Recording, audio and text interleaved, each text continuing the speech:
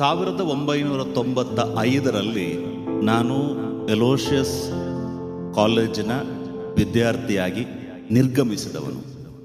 31 ವರ್ಷಗಳ ನಂತರ ಈ ಕಾಲೇಜು ನನ್ನನ್ನು ನೆನಪಿಟ್ಟುಕೊಂಡು ನಾನು ಬರೆದಿರುವಂತಹ ಇಂಥ ಒಂದು ಪುಸ್ತಕವನ್ನು ತನ್ನ ಎಲ್ಲ ಸಕಲ ಮೂಲಭೂತ ಸೌಲಭ್ಯವನ್ನು ಕೊಟ್ಟು ಮೇಲಾಗಿ ಅದಕ್ಕಾಗಿ ಧನ ಸಹಾಯವನ್ನು ನೀಡಿ ಹಣವನ್ನು ಕೂಡ ವ್ಯಯ ಮಾಡಿ ಇಂತಹ ಒಂದು ಕಾರ್ಯಕ್ರಮವನ್ನು ಆಯೋಜಿಸಿದೆ ಎನ್ನುವುದೇ ನನ್ನ ಬದುಕಿನ ಅತ್ಯಂತ ಧನ್ಯತೆಯ ಕ್ಷಣ. ತುಳುವಿನಲ್ಲಿ ಒಂದು ಮಾತಿದೆ, ಪೆಲತ್ತರಿ ಉಪ್ಪುನಗ ಮಟ್ಟೆಳ್ಳು ಕಟ್ಟೋಲಿ ಮರ ಆಯ್ಬೊಕ್ಕ ಕಟ್ಟೆರಾಪುಂಡ.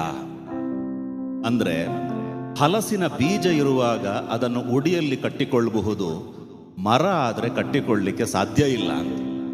ಆದರೆ ಎಲೋಷಿಯಸ್ ಯೂನಿವರ್ಸಿಟಿ ಎನ್ನುವಂತಹ ಈ ಸಂಸ್ಥೆ ಇದು ಎಷ್ಟು ದೊಡ್ಡ ಅಮ್ಮ ಅಂದರೆ, ಇದು ನಾನು ಹಲಸಿನ ಬೀಜ ಇರುವಾಗಲೂ ನನ್ನನ್ನು ಉಡಿಯಲ್ಲಿ ಕಟ್ಟಿಕೊಂಡಿದೆ, ಈಗ ನಾನು ಒಂದು ಸಣ್ಣ ಗಿಡ ಆಗಿರುವಾಗಲೂ ಕೂಡ ನನ್ನನ್ನು ಉಡಿಯಲ್ಲಿ ಕಟ್ಟಿಕೊಂಡಿದೆ ಎನ್ನುವ ಕಾರಣಕ್ಕಾಗಿ ಈ ಎಲೋಷಿಯಸ್ ಎಂಬ ಈ ಮಹಾಮಾತೆಗೆ ನಾನು ತಲೆಬಾಗಿ ನನ್ನ ಕೈ ಮುಗಿತು.